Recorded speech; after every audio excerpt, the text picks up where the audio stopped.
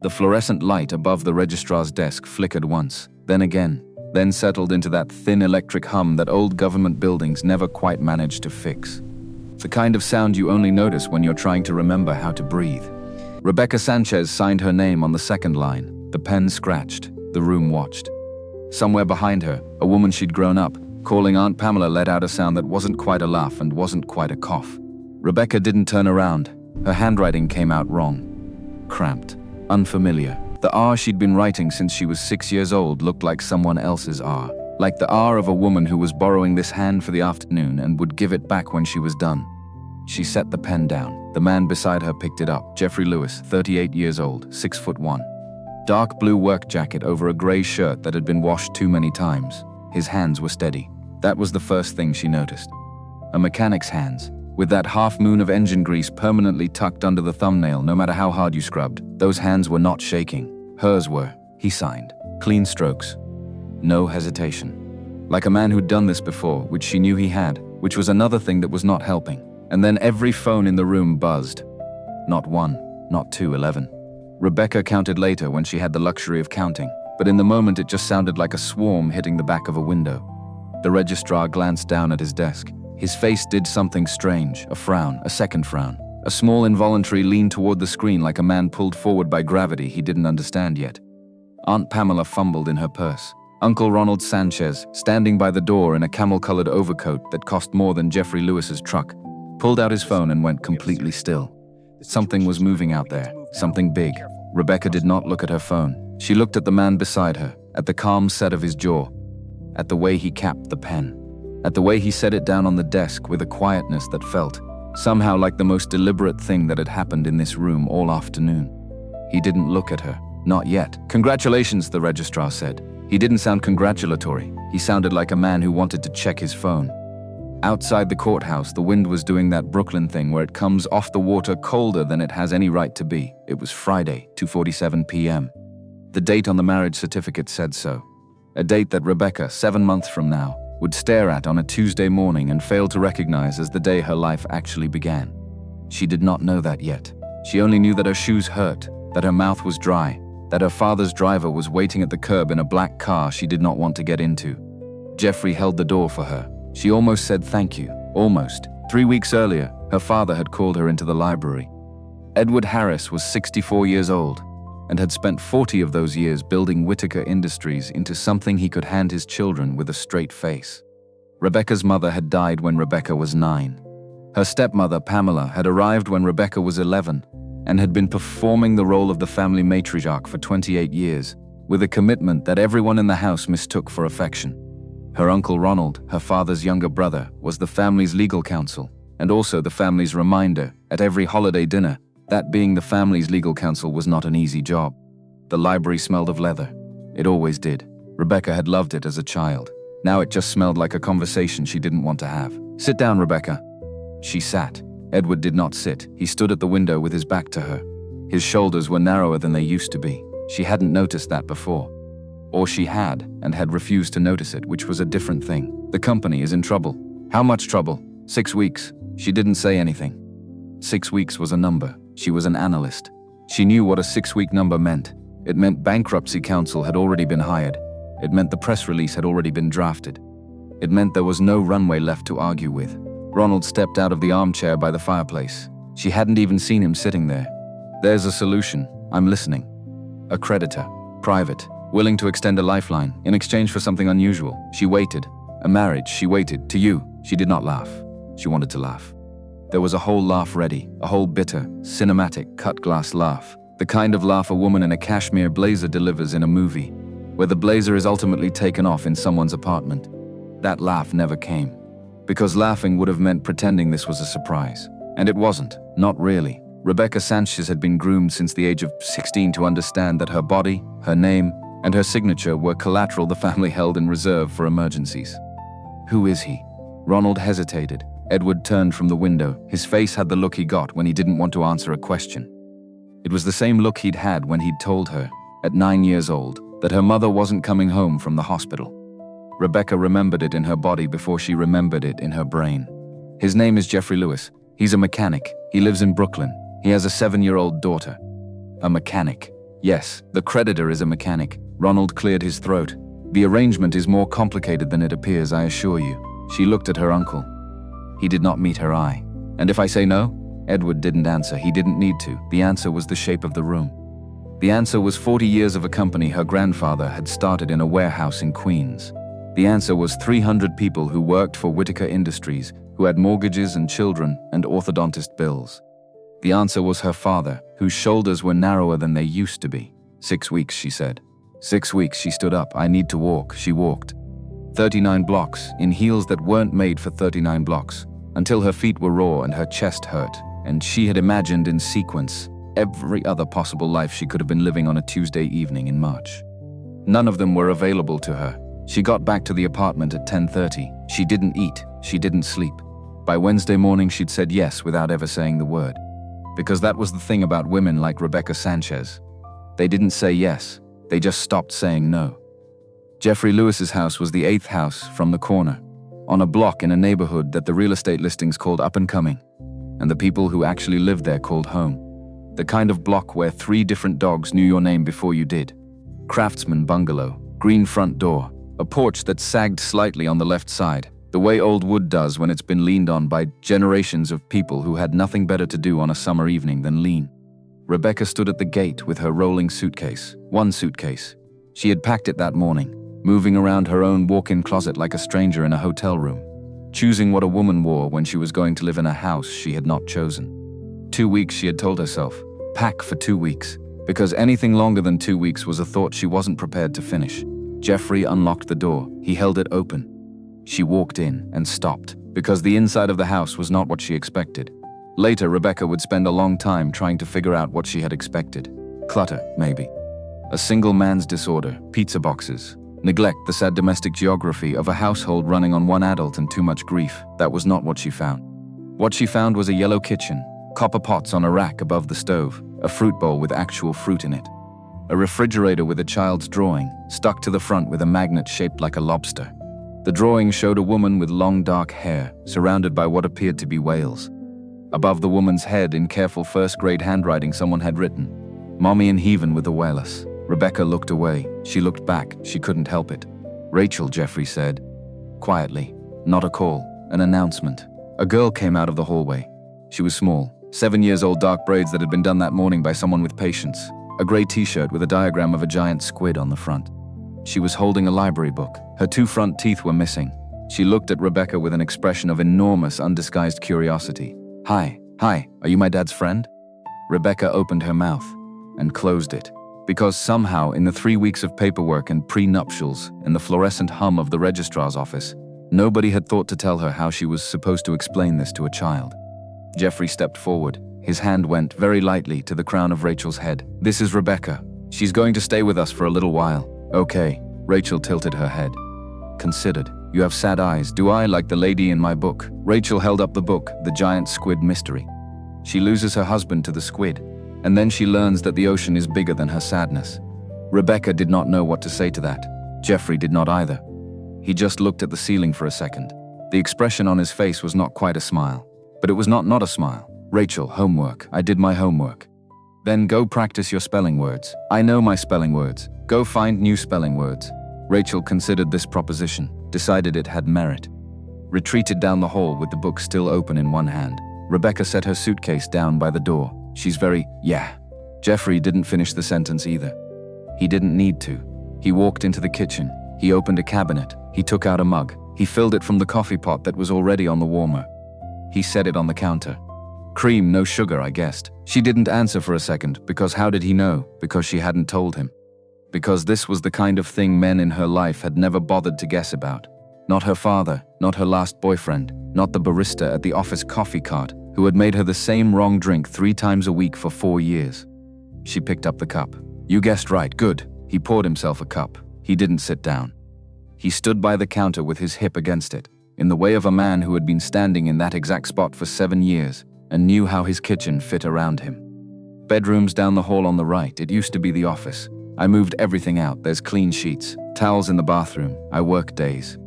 I'm gone by 7:15, back by 6. Rachel's school bus comes at 7:40. She's not allowed to skip her medication. I'll show you how to do it if I'm not here.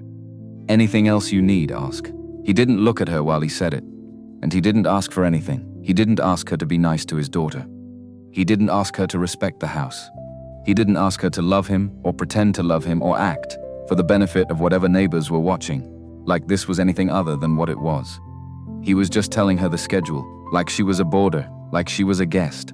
And somehow, she couldn't explain this to herself. Not that night, not for weeks. That was the first crack. The first 3 mornings, she woke up at different times, as if her body were testing the perimeter of the house to find the place where she was least likely to run into anyone. 5:50, 7:20, 8:10, it didn't matter. Every time she walked into the kitchen, coffee was already made. Warm, full pot, cream set out on the counter, no note. No performance, just a pot and a cup and a kitchen that smelled like a home. On the 4th morning, she walked in at 6:45 and Jeffrey was at the table. He was feeding Rachel. That was the thing she couldn't stop watching. He had a plastic pill organizer open in front of him. A small blue tablet, a small white one. A capsule that looked like a candy but wasn't.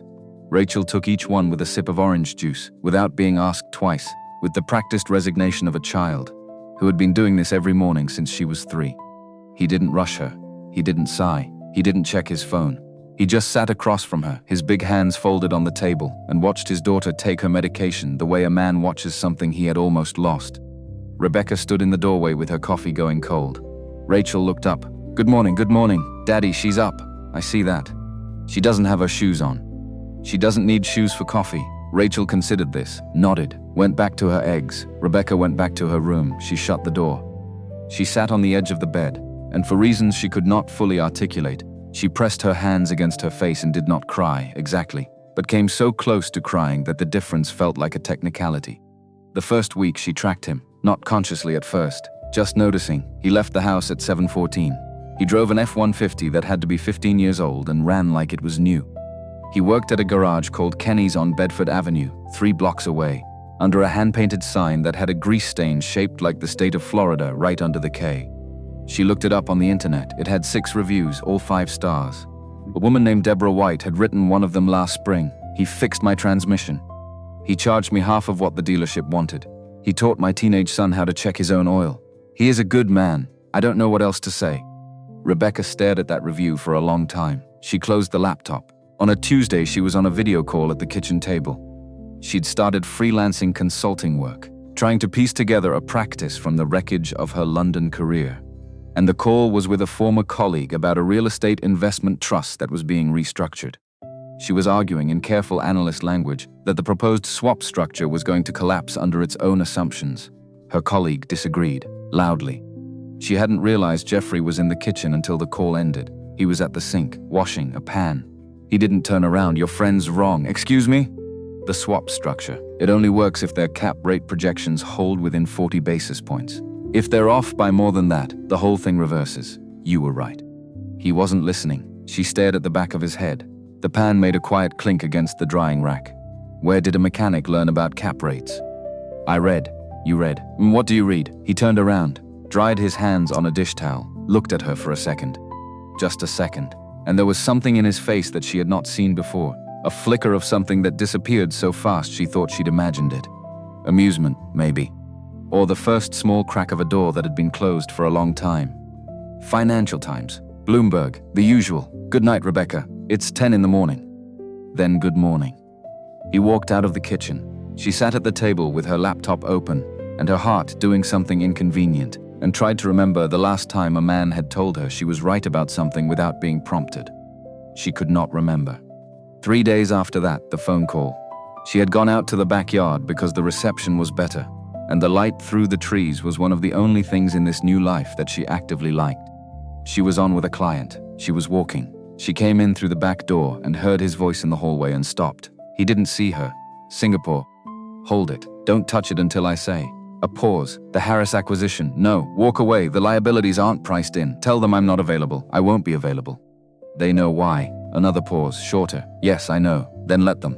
He hung up. He walked past her into the kitchen. He didn't notice she was standing there.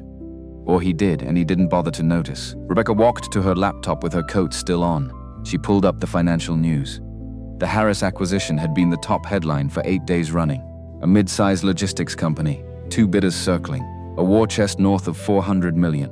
By noon, the frontrunner had announced it was withdrawing its bid. By the end of the week, the deal was dead. She sat in her home office. She looked at her hands. She thought about cap rates. She thought about coffee with cream and no sugar. She thought about the F-150 and the grease stain shaped like Florida. And for the first time since she had signed her name on the second line in the registrar's office, Rebecca Sanchez had the sensation that she was looking at a very old, very carefully kept secret. She just didn't yet know whose. The scuffed shoes were a Thursday. She had caught her Italian leather pump on the subway grate at 59th, and Lexan ripped a strip of leather off the left one. She had come home furious. She had thrown the shoes by the door. She had forgotten about them for 3 days. Sunday night, the shoes were not by the door. Sunday night, the shoes were in her closet. Repaired, the scuff was gone, the leather polished, the heel reattached with a stitch so fine you couldn't see it unless you held the shoe up to the light. She held the shoe up to the light. She stared at it. She went out to the living room. Jeffrey was on the couch with a book. She held up the shoe. Did you do this? Do what this? The shoe. Oh, yeah, there's a guy 2 blocks over. I was going that way. There's a guy 2 blocks over. How much do I owe you? He looked up. Actually looked up this time, not the half look he'd been giving her all week. He was reading a biography of someone named Lloyd Blankfein, which she would think about later, but not now. Nothing, Rebecca. I can't, you can. That's not, good night. He went back to his book. She stood there with the shoe in her hand. She went to bed. She did not sleep. Rachel Lewis was 7 years old and had opinions. This was the thing Rebecca had not been prepared for. The children in her family had always been quieter than this. Trained the way Rebecca herself had been trained, to ask permission before entering rooms. Rachel did not ask permission. Rachel entered. Rachel announced.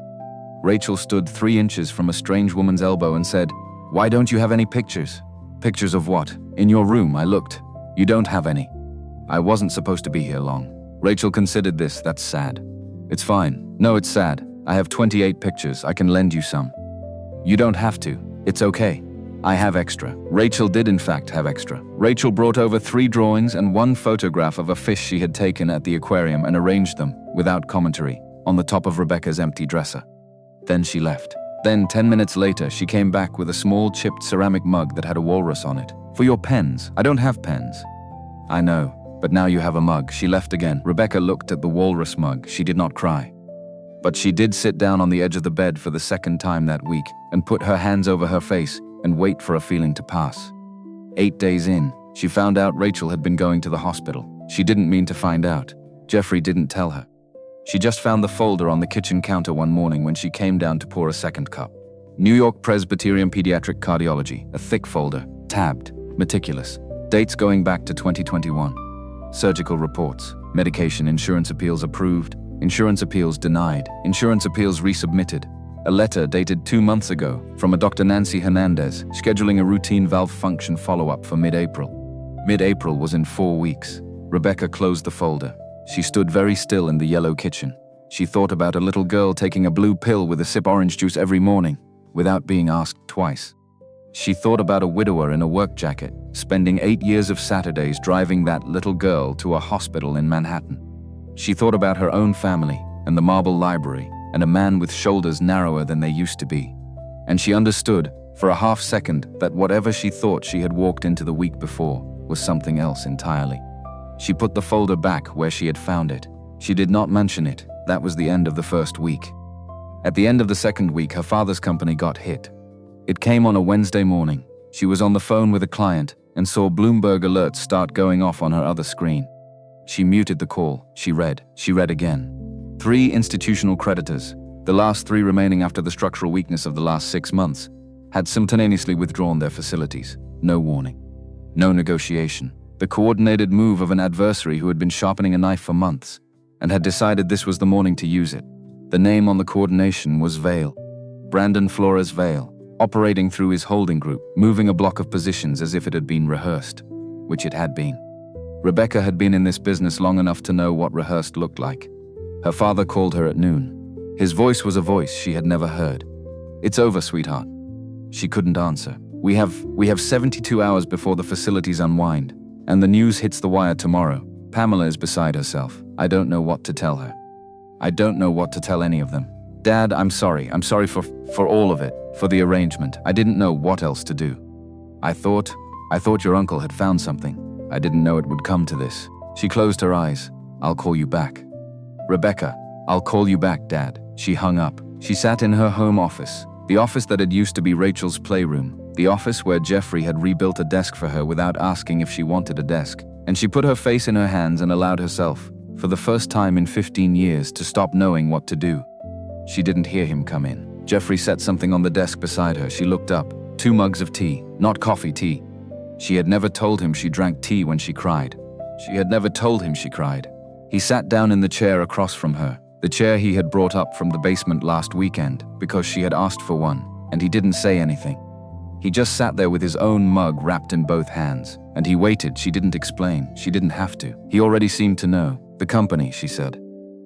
Whitaker, my father's company. It's done. There's a coordinated attack. 3 creditors. We have 72 hours. He nodded. He took a sip of tea. "You want to talk about it?" "No." "Okay." They didn't talk. She drank the tea. He drank his. Rachel's voice floated down the hallway from her bedroom, explaining something at length to what sounded like 3 stuffed animals and a Lego shark, about the difference between baleen whales and toothed whales. Outside, a truck rumbled past. The light in the office was the gold color that old lampshades go when the afternoon is almost over. Rebecca said, without meaning to, "Is it what you wanted, Jeffrey?" He didn't look at her. "Is what I wanted? Any of this?" He was quiet for a long time. "Is it what you wanted?" She couldn't answer. He finished his tea. He stood up. He put one hand on the back of her chair for a second, and it was the first time he had touched her since the courthouse. It wasn't anything. A hand, a shoulder, 2 pounds of weight for half a breath. Then he was gone. She heard him in the hallway. She heard him open Rachel's door. She heard Rachel shriek with laughter at whatever he had said. And she heard Jeffrey Lewis laugh too, a real laugh, a low, warm laugh that she had not known he was capable of. And for reasons she still could not explain, she leaned forward and pressed her forehead against the cool wood of her desk, and let herself breathe the way you breathe when something in your chest is finally starting to loosen. She woke up at 4 a.m. The house was dark, quiet, the good quiet of old Brooklyn houses at 4 in the morning when the city has briefly forgotten to be a city. She got up for water. She walked past the front window. She looked out into the street. Jeffrey's truck was gone. She stood at the window for a long time. At 7:30 a.m., the news broke. An anonymous investment fund, operating through a Luxembourg-registered holding entity, had moved overnight into the position vacated by the 3 withdrawn creditors. Not only had it bought them out at premium, it had extended a full operational bridge. It had restructured the debt into terms more favorable than any publicly available product. It had, in the space of 6 hours, quietly and completely saved Whitaker Industries from dying on a Thursday morning. No conditions had been publicly stated. Nobody knew who had done it. Her father called her at 8:04, crying for the first time she had heard him cry since her mother's funeral. She said the right things. She hung up. She sat at the kitchen table with her coffee going cold, and she looked at the seat across from her, the empty seat. The seat where Jeffrey Lewis ate his breakfast every morning at 6:15 with a 7-year-old daughter who was not allowed to skip her medication. Something cold moved through her, not fear. Recognition. The first true recognition of her adult life. The recognition that every story she had been telling herself about this house, this man, this arrangement had been the wrong story. And that somewhere, underneath the grease on his thumbnail and the green front door and the walrus mug and the repaired shoe, there was another story, a bigger one. One she had not yet earned the right to read. He came home at 6:02 that evening, same jacket, same boots. He kissed Rachel on top of her head, the way he did every night. He took off his jacket. He hung it on the hook by the door, which was set 3 inches too low for a man of his height. But he never moved it because it was where the hook had always been. He looked up and saw Rebecca standing in the kitchen doorway. She was holding a newspaper. She held it up. He looked at it. He looked at her. He did not look surprised. He did not look guilty. He did not look like a man who had just saved a corporation worth $500 million overnight. He looked exactly like Jeffrey Lewis, mechanic, widower, father, who was 30 seconds away from washing his hands and making his daughter dinner. "Rough day," he said. The words were gentle. The words were not a confession, but they were something. And Rebecca Sanchez, who had grown up believing she knew how to read any room she walked into, understood that for the first time in her 39 years on Earth, she had walked into a room she did not know how to read at all. She lowered the newspaper. She didn't say anything. She just nodded once. He nodded back, and then he went to wash his hands. Rebecca did not ask him about it. Not that night. Not the next morning. Not over the weekend, when Jeffrey spent Saturday afternoon in the driveway with the hood of the F-150 up and grease on his forearm up to the elbow, and Rachel sat on an overturned milk crate, reading aloud from a book about the Mariana Trench, while her father grunted agreement at descriptions of anglerfish. Rebecca watched from the kitchen window. She watched the way he listened, because it was the listening that gave him away. Not the cap rates, not the phone call, the listening. The way a man who had trained himself for decades to hear what was underneath a sentence could not, even for the sake of a 7-year-old's deep-sea monologue, turn that instinct off. She thought, he's been pretending. For years, she thought, no, he hasn't been pretending, he's been resting. Which was worse, which was a sentence she didn't want to finish thinking. Monday came. Monday was the Hartwell Foundation Gala. She had tried 3 separate excuses. Her father had not accepted any of them. A visible Sanchez at the gala, in the week after a hostile's credit attack had been miraculously reversed, was the difference between a company that looked wounded and a company that looked whole. He did not ask her to bring her husband. He did not ask her to leave him at home. He simply said, "I need you there," in the voice he only used for the things he didn't want to use the voice for, and she said yes. She did not plan to bring Jeffrey. He offered. She was in the hallway zipping the garment bag when he came out of Rachel's room, and he said, very simply, "Do you want me to come with you?" She looked at him, at the grease he hadn't quite gotten out from under the nail, at the worn collar of the flannel shirt he slept in. "You don't have to." "I know. I know what it is." "Then why?" He looked at her for a second. "Because you shouldn't have to walk into that alone." She couldn't answer, so she didn't. She just nodded. He came down the stairs at 7:45 in a charcoal suit she had not known he owned. It was not an expensive suit. It was not a cheap suit either. It was a suit that had been cut to fit him at tailor's shop 10 or 12 or 15 years ago, by someone who knew what they were doing, and had been kept in a garment bag at the back of a closet for so long that the shoulder seams had the slight memory of a hanger in them. The tie was navy. His dress shoes had been polished that afternoon in the garage while Rachel explained why whales were not fish. His hair had been cut, not that day, but recently, more recently than she had noticed. Rebecca forgot for a second how to hold her clutch. He didn't comment on the dress. He didn't have to. He just held the door. The ballroom of the St. Regis smelled of lilies, and of the particular cologne older men of means wore to convince themselves they were still dangerous. Rebecca saw the room do the thing the room always did. Heads turned, conversations hitched, then subtly, unmistakably, the eyes slitted sideways to the man walking half a step behind her, and the assessments began. She felt him behind her, steady, like a wall you could lean against if you needed to. She wasn't going to need to. She did. The first test came at the coat check. A kid in a rented tux stepped into Jeffrey's path with the puffed-up seriousness of someone recently promoted. "Sir, your invitation." Jeffrey reached into his inner pocket. "He's with me," Rebecca said without breaking stride. The kid looked at her, looked at him, looked at her again. "Of course, Miss Sanchez." He stepped aside. His eyes did not stop doing the math. The second test came at the cocktail hour. A man named Brian Thompson, an old family friend in the way that men in her father's tax bracket were old family friends, meaning they had stood next to each other at 5 funerals and 2 yacht club dinners, made his way across the room with the easy confidence of someone who had never been declined a handshake. "Rebecca, my God, you look extraordinary. Brian, and this must be my husband." She slid her hand into the crook of Jeffrey's elbow before the sentence had finished forming. "Jeffrey Lewis." Brian Thompson's face did a thing briefly, then recovered. "Ah, of course I'd heard." He offered a hand. Jeffrey took it. "What line of work are you in, Jeffrey?" Mechanical, engines, transmissions, electrical systems." "Ah." Brian Thompson smiled the smile of a man who had just been handed a business card he had already decided to throw away. He drifted. Rebecca felt her own pulse beat once hard against the base of her throat. Jeffrey did not look at her. His hand rested, warm, exactly where she had put it. She did not move her hand. The third test was George White. She would later try to remember what she had been saying when George White stepped up beside them at the bar, and she would not be able to. Something about the auction items. Something about her father. She would remember only the way George White's shadow fell across the polished wood in front of her, and the way his aftershave hit her before his voice did. George White was 55 years old. Third-generation money that had been losing ground to first-generation money for 2 decades. He had the kind of watch that announced itself from the wrist, and the kind of laugh that announced itself from the next room. He looked Jeffrey up and down, slowly, without pretending not to. "So you're the mechanic?" Jeffrey didn't answer. "The one she married?" "Yes. You drive the car here tonight. Or did you just park it?" The laugh landed in a radius of about 6 feet. 3 people turned to look. 5 people pretended not to. Rebecca's face did nothing. This was the trained face. The face she had been building since she was 16 years old.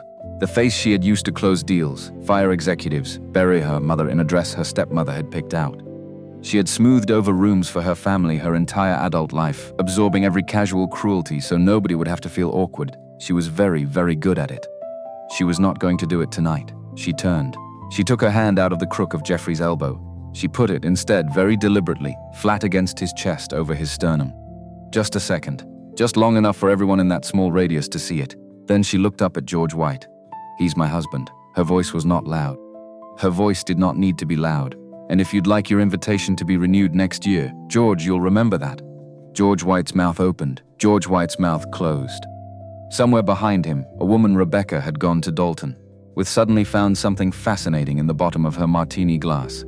The 3 people who had turned to look turned back. The 5 people who had pretended not to now had to decide whether they had heard what they had just heard. They decided they had. They decided not to mention it. George White said very quietly, "Of course, Rebecca." He walked away. Rebecca did not look at Jeffrey. She didn't trust her face yet. She lifted her champagne. She took a small, composed sip. She set it down.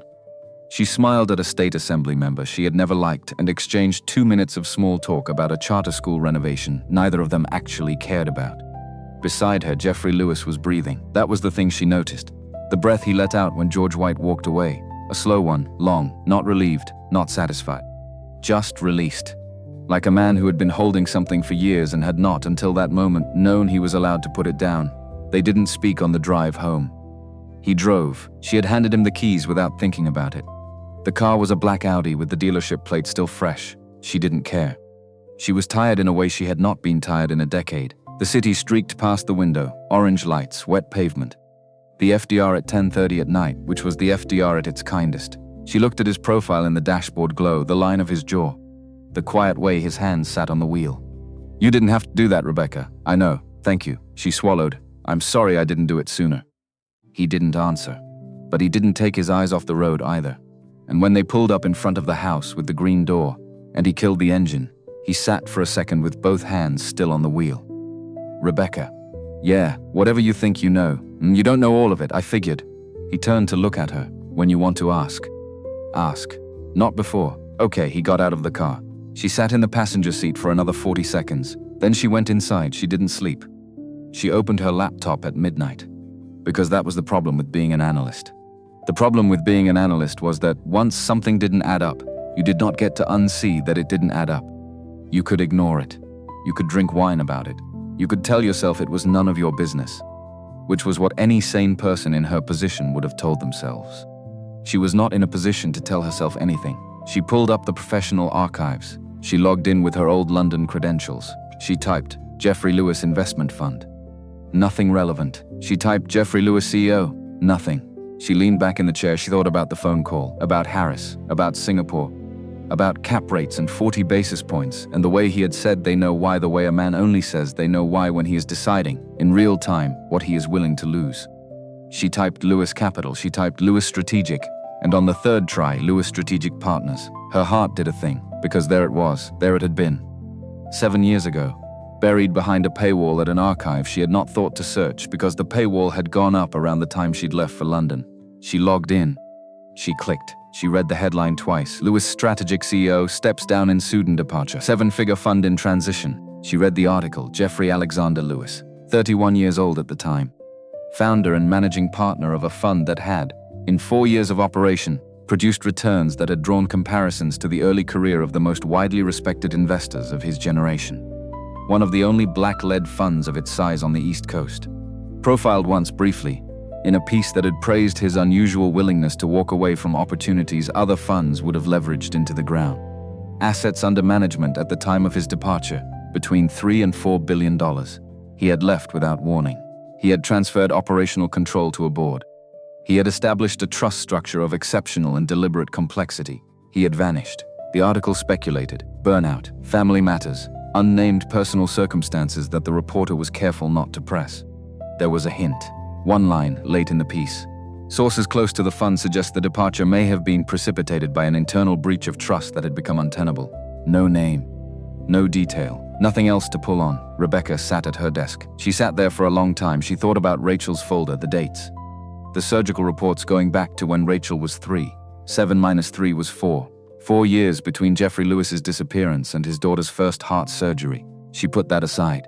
She went back further. She typed Nicole Lewis. She almost closed the laptop. She didn't. She typed Nicole Lewis Brooklyn obituary. The page loaded. A small simple death notice. No photo. 3 years old. Nicole Torres Lewis, 32, beloved wife of Jeffrey, devoted mother of Rachel, passed peacefully at home after a courageous battle with breast cancer. In lieu of flowers, please consider a donation to the Memorial Sloan Kettering Breast Cancer Research Fund. She asked for the ocean. She asked for the ocean. Rebecca put her hand over her mouth. She sat with it. She turned off the laptop. She did not go to Jeffrey's door. She did not go to Rachel's room. She sat instead in the quiet of the only room in the house that she could still call hers, and she let the shape of what she had just read rearrange her. 7 years ago, a man in his early 30s had built something extraordinary and walked away from it. He had walked away because something inside it had broken. He had come home and his pregnant wife had been diagnosed. He had buried her 4 years later. He had kept his daughter alive. He had made coffee for a stranger. He had fixed her shoe. The woman she had been in the registrar's office, the woman who had signed her name and felt ashamed to be seen next to a man in a worn jacket, was a woman Rebecca Sanchez was not going to be able to look at in the mirror for a long time. The invitation came that Thursday. She had been copied on it by accident. The Global Capital Forum, an annual closed-door event held at a midtown tower built of so much glass that on certain afternoons the building disappeared into the sky, had one keynote slot that was always filled by someone whose identity was not released before the day of the event. She had been invited as a courtesy on the basis of a panel she had once moderated in London. She had almost said no. She was at home enough to still count as home when the reminder hit her calendar. She had opened the program in passing, already composing the email that was going to decline. The name of the keynote speaker was listed only as Founding Partner, LSP Holdings. She closed her laptop. She opened it again. She went. The forum did not have a red carpet. It did not have flowers. It did not have the usual choreography of self-importance that financial events trained themselves into. It had, instead, the quieter choreography of a room full of people who controlled, collectively, the flow of capital through enough of the country that they did not need to prove anything to anybody. The chairs were arranged in a semicircle. The lighting was low. There were pitchers of water at every seat. No branding on anything. Rebecca found her seat. She was 4 rows back from the stage. She did not look at the door. She looked at her hands. At 10:14 a.m. A door at stage left opened, and Jeffrey Alexander Lewis walked in. He was wearing a suit she had never seen before. Charcoal, well cut. Not expensive in the way George White's suit had been expensive, but expensive in the way a violin was expensive, because the person wearing it knew precisely what it was for. His hair was the same. His jaw was the same. His hands were the thing. Not a folder, not a phone, not a prop. The room did not gasp. The room went very quiet. You could hear across 40 feet of polished floor the sound of 120 people collectively deciding to pay attention. Conversations ended mid-word. Pens appeared. Phones were discreetly activated. A woman 2 rows in front of Rebecca whispered something to the man next to her that made him sit up straight. Jeffrey walked to the podium. He paused. His eyes moved across the room, and then they found hers. Just one. No flicker, no acknowledgement, no apology in his face.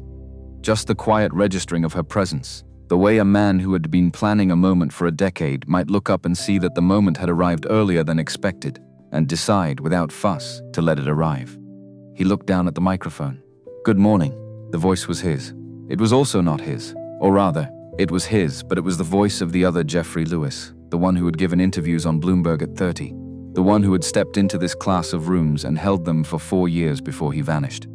It was a voice she had never heard in her own kitchen. It was a voice that did not have to raise itself to be obeyed. I'm going to talk for 40 minutes about 3 things. The first is the mispricing of credit risk in the current cycle. The second is what happens when institutions optimize for narrative rather than fundamentals. The third is a pattern I've been watching for 9 years that I want on the record before the end of this quarter. He didn't consult notes. He didn't pause for effect. He simply spoke in the unhurried, surgical, absolutely steady voice of a man who had once been one of the most respected investors of his generation and had now, apparently, decided to be that man again for 40 minutes. Rebecca did not write anything down. She did not breathe through most of the first 10 minutes. Around her, people who moved markets for a living were writing frantically. A man 2 rows ahead was recording. The rules of the forum prohibited recording. Nobody stopped him, Jeffrey said at minute 26. The instinct to perform competence is the first sign of its absence. The man next to her actually wrote it down. Jeffrey said at minute 34, "There is no market force more catastrophic than a board that has learned to mistake its own reflection for consensus." The room made a sound, not a laugh, recognition. Several people nodded. At minute 40, he stopped. "That's what I have." He stepped away from the podium. He walked off the stage. The applause did not start immediately. It started about 3 seconds late, which was the length of time it took the room to understand that he was not going to take questions. When it came, it was not the applause of a conference. It was the applause of a room that had just been reminded of something it had been missing. Rebecca stood. She stood because everyone else was standing. She moved toward the side of the room without knowing she was moving. He was not by the stage anymore. He was near the door. He had already been stopped twice by men in better suits than his. He was handling them in the way a man handles 2 golden retrievers when he has somewhere to be, with patience, with affection, and with absolutely no intention of changing course. She stopped 10 feet away. He saw her. He excused himself from the second man politely and crossed the distance. "Rebecca, Jeffrey, you're here. I got an invitation." I figured. They stood there for a second. Around them, the forum was beginning to dissolve into its coffee break. People flowed past. A few pretended not to stare.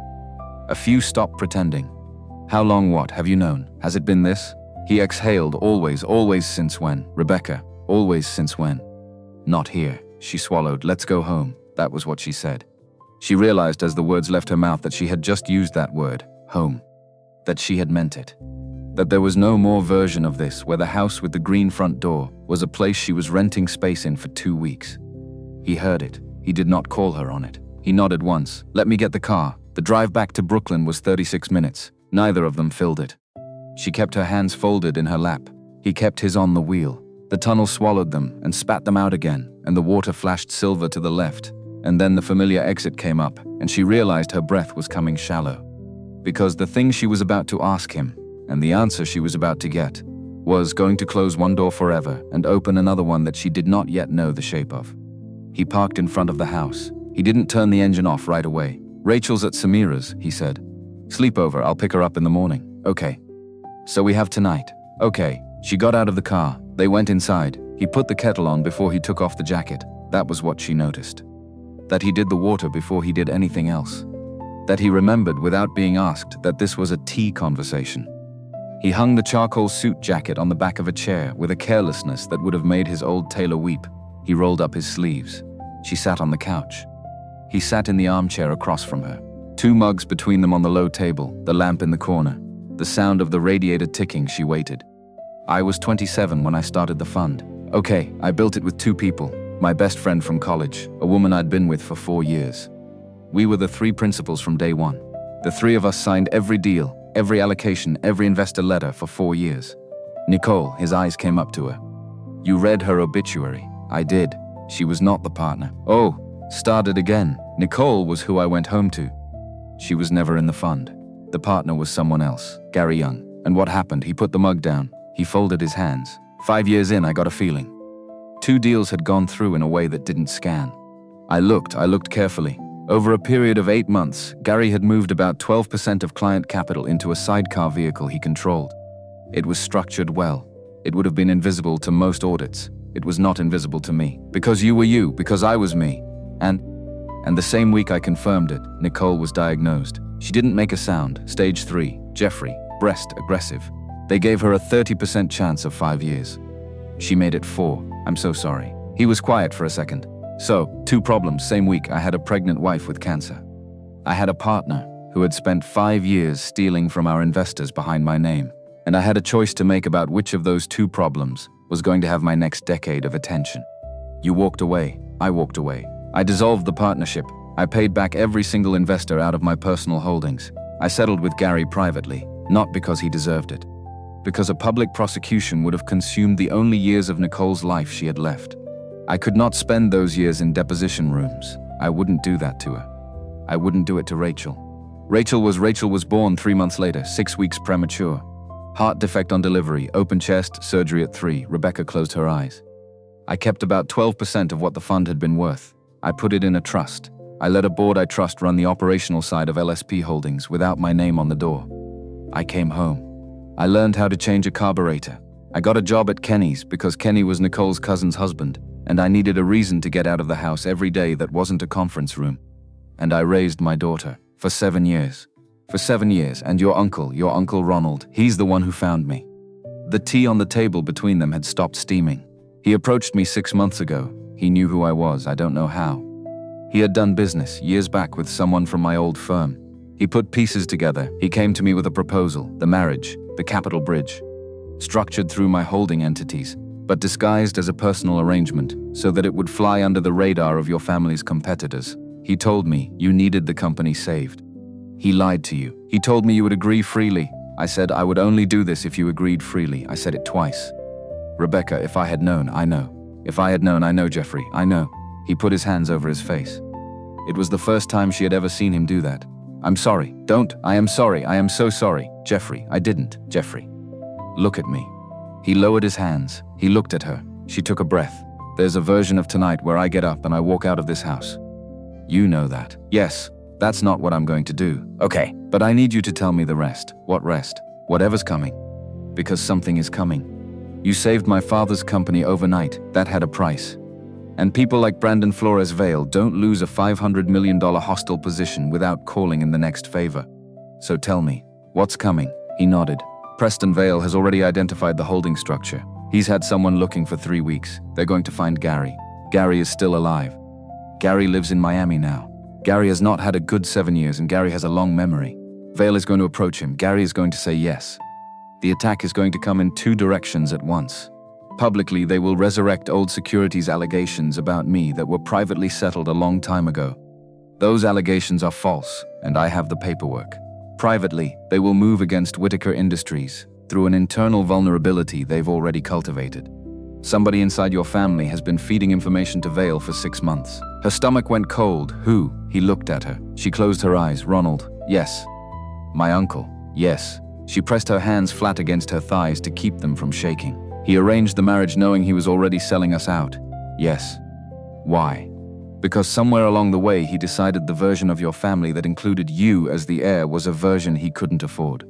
The marriage to an outsider he could control was his insurance. Vale was his exit. And you knew this 6 months ago. I suspected. I confirmed 2 weeks ago. 2 weeks. Yes, 2 weeks and you didn't. Rebecca, 2 weeks and you didn't tell me. I was going to. When? Tonight.